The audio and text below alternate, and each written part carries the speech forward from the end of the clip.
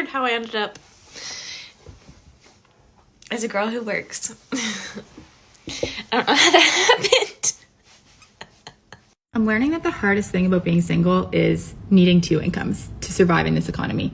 Living off one income is impossible. And so with that said, if anybody with two jobs is looking for a partner, let me know. Anyone looking for a stay-at-home wife?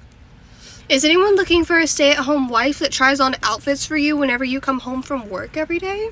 I'll say it, as a woman, I feel like we should have more sympathy for the male population because their lives have never been easy ever since they were young. I mean, once you turn 12 as a boy, you're suddenly competing with CEOs, bankers, politicians, for girls your own age. I'm so sorry. I feel so masculine these days because like the compliments of me being so resilient and so hardworking, it's like, again, I don't want to do that. Like, I sit down, be soft, have my little business. Cute, that's cute. But 9 to 5, doing this, doing that, like, that's too much. Too much. I just want to be soft. Like, I want a man to just take care of me. And it's like, this is what I have to do. Like, so it's like, I don't think that's a cute, like, I don't like that compliments, actually. And it's so funny because I keep getting it more and more these days. Fall back on my husband and be like, yes, please, baby. And then he'll be like, yes, no problem. That's what I want. I want that. Like, I don't understand how people are seeing that and just be like, she got it. I don't want to have it though. Don't want to have it. That's what they're not understanding. Be soft, love on my man. I don't want to be the one being the man. I don't want that. Okay, I might be going down a rabbit hole with this, but just bear with me. What if this whole like boss babe, girl boss era wasn't necessarily created by a man, but heavily marketed and encouraged by men so that women can work more, but they're feeling empowered and being more of the provider in relationships and having more of this like 50-50 dynamic, and women are working more, they're more stressed out, and I don't know. I'm just thinking like this could have all been hyped and encouraged by men so that they can take a step back and kind of reap these benefits, especially men that have less and are looking for a woman to be more the provider and to really do this like 50-50 thing. Okay, something I feel like that's not talked about enough on this app is being single and financially how hard it is. I literally work 2 jobs. I work in sales and I teach Pilates part-time. Both of the jobs pay pretty well, but still I feel like it's so hard to stay afloat. And like, don't get me wrong, I like to ski. I definitely don't live a frugal life. I have a nice apartment. Never say no to plans, but like, how are people doing it? How are you attending everyone's bachelorette parties, everyone's birthday dinner, going on all of these trips with your friend and having leftover money to spend on yourself? Completely stopped doing my hair, so that saves some money. Truly exhausting. I just don't understand it. So for all the men out there who are like, oh, women don't want to chase us anymore because they're all boss babe in their way through life and they're financially independent. Most of us are broke as fuck. Most women like myself are struggling financially in this economy. Half of my wage goes towards rent. And despite this, many women still don't want to find a man. Not because they're thriving. I'm certainly not thriving. I'm fucking flirting with financial ruin. But would rather be broke and alone than with you going 50-50, putting up with your bullshit and giving us the bare minimum. We are over it. Hey TikTok, I'm just on here wondering if anybody's feeling the same way I'm feeling. I'm from Illinois, and I feel like the gas prices and the electric bills and the prices of food is just so overwhelming anymore. Like, I'm wondering if anybody else is feeling like they're drowning and they can't get out. I work overtime, and I cannot get above water. I mean, I literally have no gas for next week. It was either that or get a few groceries to get by.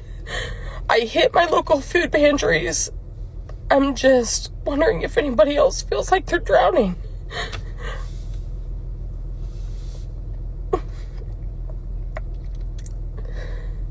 But anyway, I hope everybody has a great day.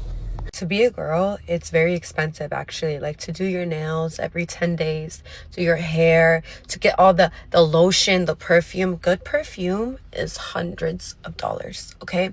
To buy these outfits, to buy the shoes, to buy all these things, to look like a 10. Then you have some girls that do all this but will accept 50-50. That will accept going on a date with a guy and being like, so do you want to zone me? Or do better, babe, do better. I used to think there was something wrong with me because there's very few men that turn my head or get me going, if you know what I mean. Just the thought of men, I'm just like, nothing. But then I was listening to Sprinkle Lady yesterday. I had a beauty appointment for 2 hours long. I didn't really get much out of what she said. She said, oh, this is how you get a guy to take you shopping, la la la. But she said one thing, and I was like, she's right.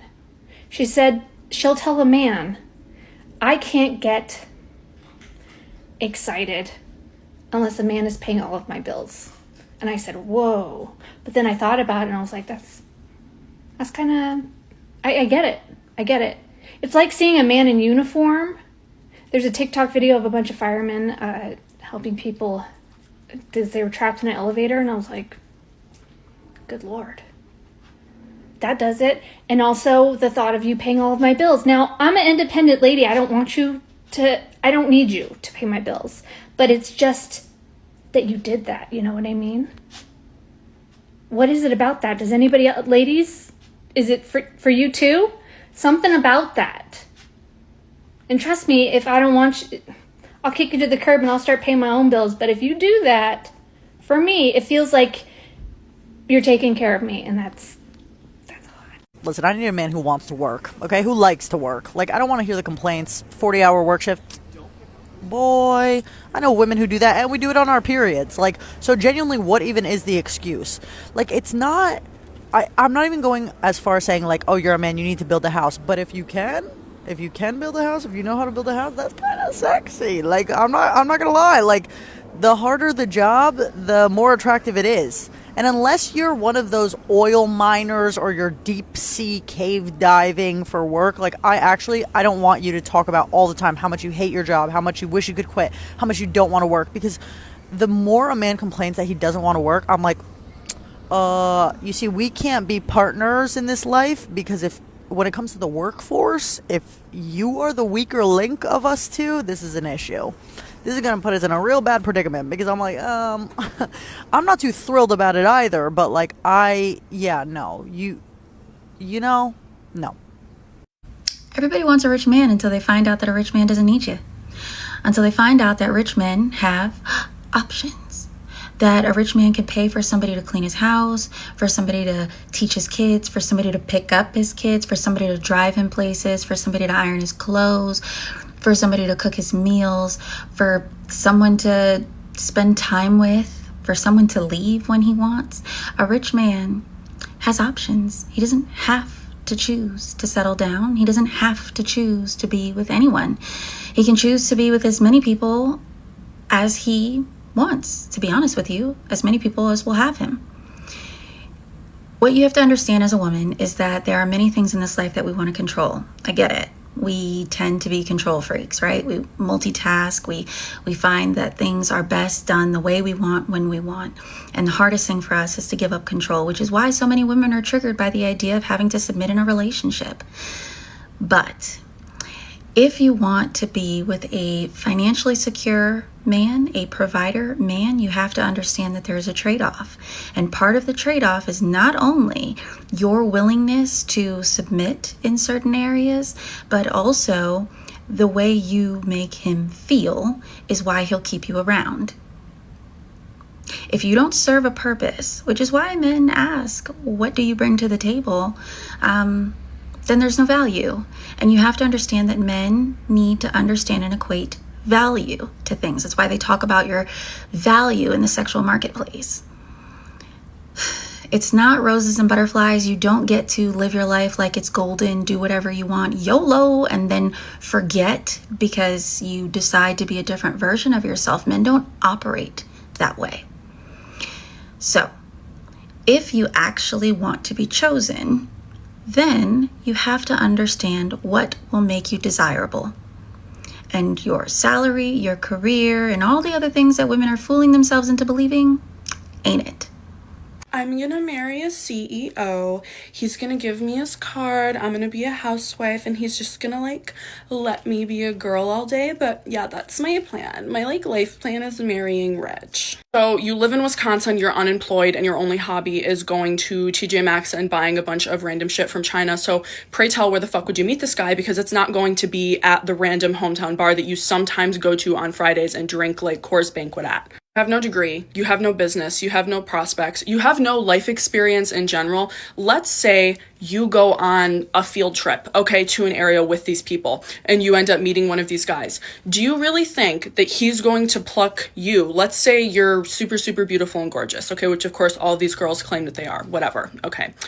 That's a story for another time. So let's say that you go on a field trip to a place that is really, really populated, densely populated with these rich guys who are like fucking CEOs or whatever you bitches are always talking about. And he picks you out of the crowd and he's like, oh, you know, I really like you. You're pretty. Do you think that after hearing about, you know, your life and or your lack thereof, that he is going to take you home with him and be like, yeah, let's get married next week? No. Okay, because there's an equally gorgeous woman, or perhaps even more so, because a lot of you really need to work on your fucking egos, who is sitting next to you, who has a myriad of successes. And what do you have? What do you have? Guys like this are not really looking for a housewife anyway. I mean, of course, there are like rare instances where it happens, but for the most part, they're looking for women who have also built something for themselves, who are also intelligent and creative and have good connections and have built wealth. Like, they're not fucking sitting around waiting for like a random Mary Sue from buttfuck nowhere just because like, oh, she's pretty. Like, lots of women are pretty and they also have other stuff. So this is just going to be a little rant about how this country hates single people. You cannot succeed in this country if you're a single person, I swear. So I'm trying to move out of where I live now. I have a terrible living situation. And it's impossible. It's literally impossible. For a 1-bedroom, 1-bath house or apartment, everywhere I have looked near me is starting out at $1,200 to $1,400. How much is it for a 2-bedroom though? Starting out $1,200 to $1,400. So if I had a second person, this would probably be way easier. Not to mention, you cannot even have pets at any of these places. How you gonna allow children that will absolutely do damage? But my cats who sleep all day, they can't come? And then Verizon, I need you to count your days. I'm supposed to be paying $85 for unlimited everything. Somehow though, my bill is always $99. And I just got an email a few days ago telling me that my plan is gonna be raised by $4. So I still have a $100 phone payment. So then I was looking to change phone providers because no, but that's pretty much the price anywhere for 1 line. Now, if I were to sign up and get 4 lines, it would be $100. So I can pay for 1 line, which is $100, or I can get 4 for $100. Make it make sense. What the hell? So they're making it to where you cannot survive this economy by yourself. And I don't like people. So like, I don't want people in my space all the time. I'm living with a nightmare roommate right now and I am miserable. So I know everybody else has gotta be. I know I'm not the only one that has experienced this. Some managers take their position way too serious, like to the point where they're taking advantage of the little bit of authority that they have, especially the female managers. This is why you can't put certain females in certain positions that have some type of authority or gives them some kind of say, because all they're gonna do is abuse that authority. That's it. These bitches be clocking in like they fucking FBI agents, acting like they running the whole entire fucking White House. Like, relax. You're not the CEO. You're just the manager for this one-ass shift at fucking Target, bitch. It's retail. It was never that serious. They know they have that little bit of power and they use it to treat people like shit and fucking abuse it instead of actually leading. Half of the time it's not even about the work. It's all about feeding their whack-ass, lonely-ass fucking egos. At the end of the day, some managers do not manage. They just take advantage and abuse a little bit of authority they have and try to dress it up as leadership. Like, no, you're being a bitch all because you feel like you can be a bitch. And this is why a lot of managers be getting beat the fuck up and dragged through the whole fucking McDonald's store, through the whole motherfucking Marshall store. Cause you're doing too much, bitch. Talk to your kids like that and treat them like that. Not me. I'm a grown-ass woman and I'm only here for 8 hours. You better watch it, ho. Okay, I am really on a roll talking about these hiring managers who are partly to blame for why everyone is experiencing a labor shortage. And I think I want to add a little nuance to this now. I want to talk about women hiring managers who don't hire other women. We all know that systemically, women were oppressed and largely rejected or barred from participating in the workforce. Generally, we know that, right? However, we also know today that most of the women in companies, or excuse me, most of the people in companies who have the power to make hiring and firing decisions, nowadays, those are women. And I can tell you from the experience of being a woman, those women do not like hiring other women into their organizations. And they specifically do not like hiring younger women into their organizations. And they do not like hiring younger educated women into their organizations. Ask anyone who is under the age of 35, under the age of 40 even, what they've gone through, especially ask any woman under those ages, what they've gone through in interviews, being interviewed by other women. Disappointing, sad, heartbreaking, tragic. As a sociologist in training with my sociology degree, I've always held the belief that it's other women who are the missing puzzle pieces to misogyny. It's other women who have political power, who have economic, financial power, who have hiring and firing power within organizations, who are still propping up misogyny and the patriarchy. Because it's those women who either don't hire younger, educated women into their organizations, or when they do hire those younger, educated women into their organizations, they do everything in their power to drive them out, from being condescending, from being mean, from being nasty, from refusing to train them properly, from overburdening them with more work than the role or the job requires. It's insane. And before you run into my comments with your musty, dusty, not all women, or how can you claim to be for women's empowerment when you're saying these kinds of things, saying these kinds of things is women's empowerment, because part of empowerment is holding oneself accountable for one's actions. And we need to hold these women hiring managers accountable for their actions. We need to hold them accountable for being mean and nasty to younger women entering the workforce full time. We need to hold them accountable for the way they drive out talent out of the workforce. We need to hold them accountable for the way they drive out other women from industries and from entire entities and cause brain drain. We need to hold one another accountable for that, because it's very real and it happens. And you can ask any woman of really any age, and they'll tell you they've experienced some kind of nastiness from another woman, most likely in their organization. And that's so sad, and it needs to stop. I truly believe that feminism is the worst thing that's ever happened to society. And I say that with knowing the fact that I am very privileged to be able to vote and to contribute to the democracy that I live in. It literally ruined everything. It ruined everything. Because in the 1950s or 60s or whatever, you could support a family of 4, 5, 6, whatever, on one salary. You could have a house and a car and 2 cars and send your kids to school, and gas was 50 cents and all this other garbage. And now people have to have 2-income households, or single moms are barely getting by. Single parents are barely getting by. On top of that, I'm now expected to work, which is the most trash thing I've ever experienced in my entire life. Maybe I feel that way because I don't have like a big, strong career or whatever, and I'm just a server. I love my kids. I think going to work and having to be separate from them, especially my son, he's 9 weeks old now, and I have to go back to work because we need the money. We're financially screwed if I didn't, right? My theory on feminism is that it was started by actually like big corporations, and it was so that they could get more people in the workforce and they could get more people to pay taxes, and so that the rich people could get richer. That's my theory on why feminism was actually started. Call me crazy. I post about this when I first started posting, but if you're a feminist or anything around that, and you're still saying men should pay for everything, or, you know, men need to be the providers, you're not a feminist. And not even the slightest. I don't know how you fight for women's equality on every other aspect, but then when it comes to your partner, all of a sudden is, no, that's a man's job. He needs to pay for everything. How did we become so woke that we actually went full circle back headfirst into the fucking patriarchy? All of you that do this disappoint me immensely. And it's the worst when like you comment on a video, like people are like, oh, someone would say like, oh, surgery is just like being into patriarchy and stuff. And then there'll be comments like, just let them do what they want. And then you'll reply like, that's low-key just like choice feminism. And then once I replied that, everyone just replies, what's choice feminism? Like, I just made that shit up. Like, all of you guys are fucking, like, stand up if you're a real feminist. The real ones know. Real ones know. Because when you do this, when you say that men should be paying for everything, oh, women are the prize, you know, I just want to stay home, I don't want to work, you're saying that you are like the trophy again. You're placing yourself in a situation where you're the prize and you're below the man because he's trying to get you the prize. And guess what? That same situation happened in like the 1960s when misogyny was very, very strong. You know, they fought for the women, but, you know, did they treat them like a human? No.